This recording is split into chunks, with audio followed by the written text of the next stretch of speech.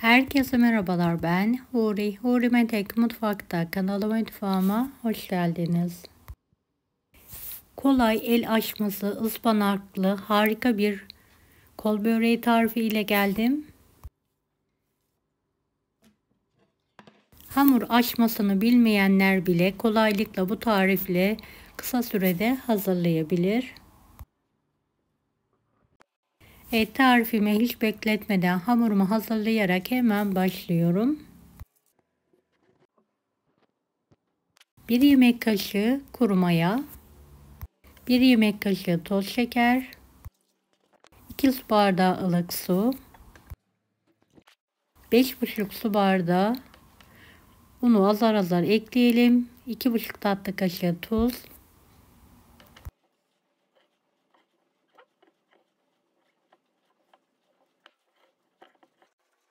yumuşak ele yapışmayan bir hamur hazırlayalım.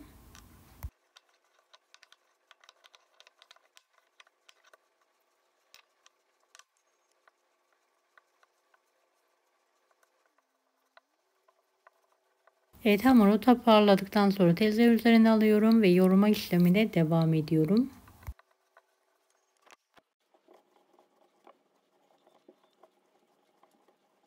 Evet, gördüğünüz gibi pürüzsüz bir hamur hazırladım. Ortayı ikiye keserek hamuru uzaltıyorum.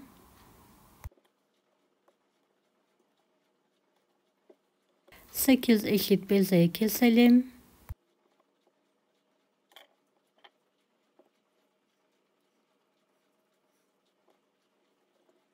Evet, bezelerimizi yuvarlayalım ve tezgah üzerinde en az 5 dakika dinlendirelim. Pasta tabağı büyüklüğünde hafif bir şekilde bezelerimizi açalım.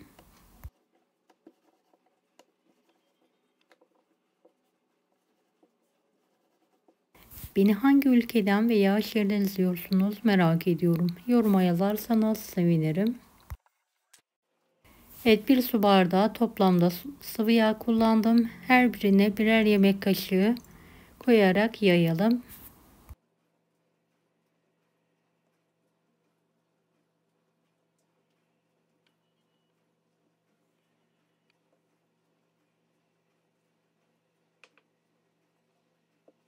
İki bezeyi üst üste alalım.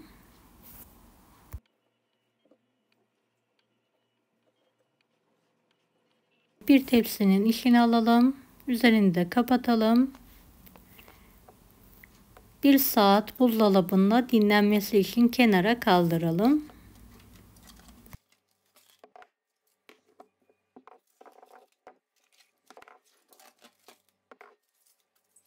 Evet, 1 adet kuru soğan biraz da sıvı yağda kokusu çıkana kadar kavuralım.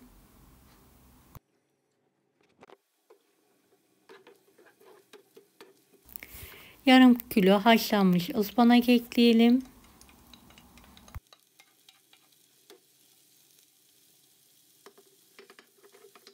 Yüksek ateşte sulandırmadan ıspanağımızı kavuralım.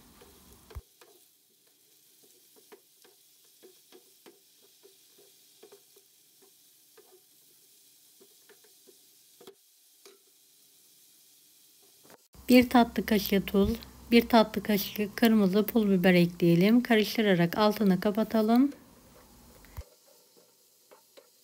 Soğuduktan sonra yarım demet dereotu ekliyorum ve karıştırarak bırakıyorum.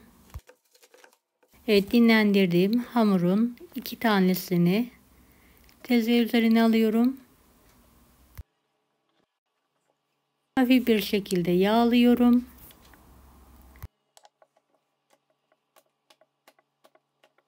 Hamuru videodaki gibi kenarlarından ve orta kısmından yırtmadan sündürerek açabildiğimiz incelikte açalım.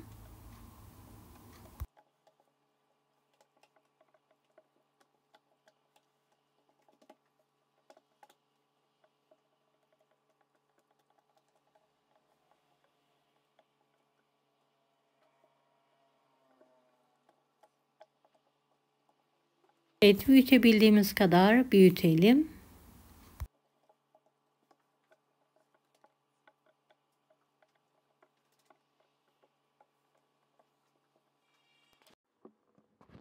Kenar kısmını videodaki gibi katlayalım.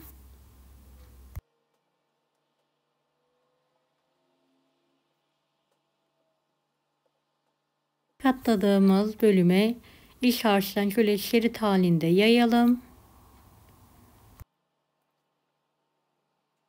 Sündürerek rulo şekilde saralım.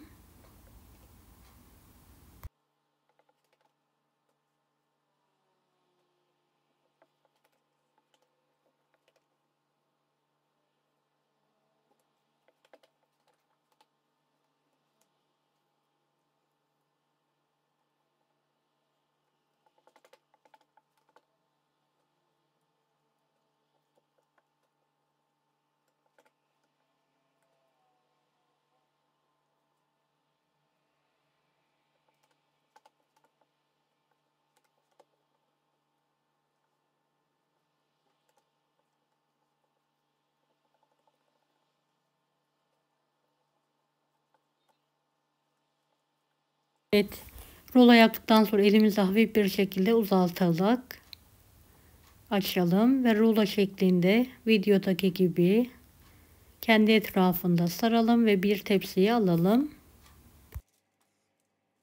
Evet, diğerini de aynı şekilde hazırlayalım.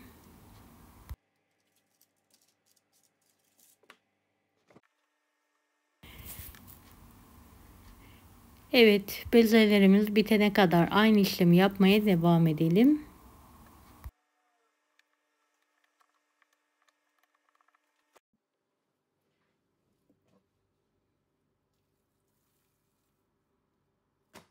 Dilerseniz bu böreği patatesli, kıymalı, kabaklı ya da daha farklı malzemelerle de hazırlayabilirsiniz.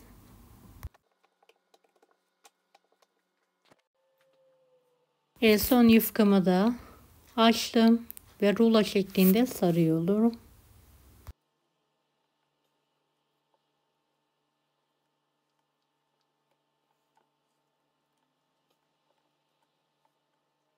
En son hafif bir şekilde elimizle inceltelim. Tepsiye videodaki gibi muntazam bir şekilde yerleştirelim.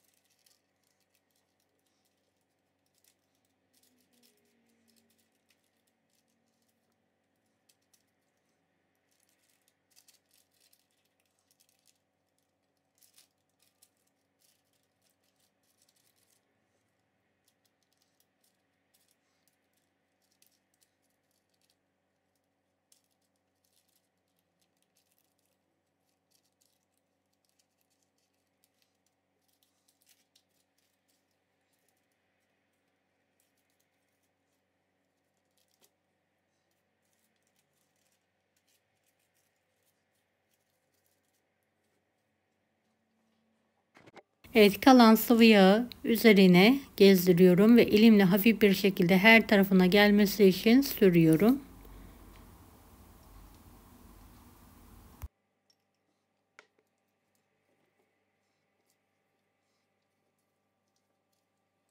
Evet, üzerine bolca sıvı yağ böreğimizin daha çıtır olmasını sağlıyor.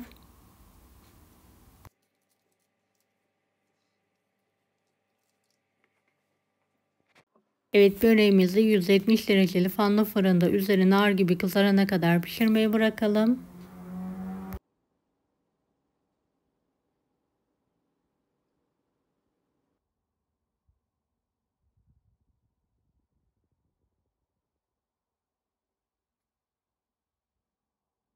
Evet, gördüğünüz gibi nar gibi kızardı. Hemen fırından çıkartıyorum.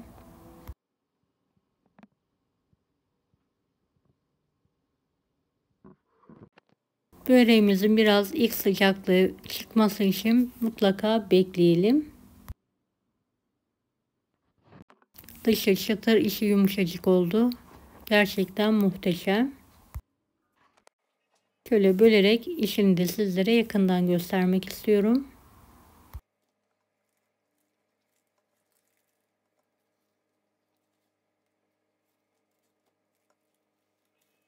Deneyecek olan herkese şimdiden kolaylıklar dilerim. Allah'a emanet olun. Hoşça kalın.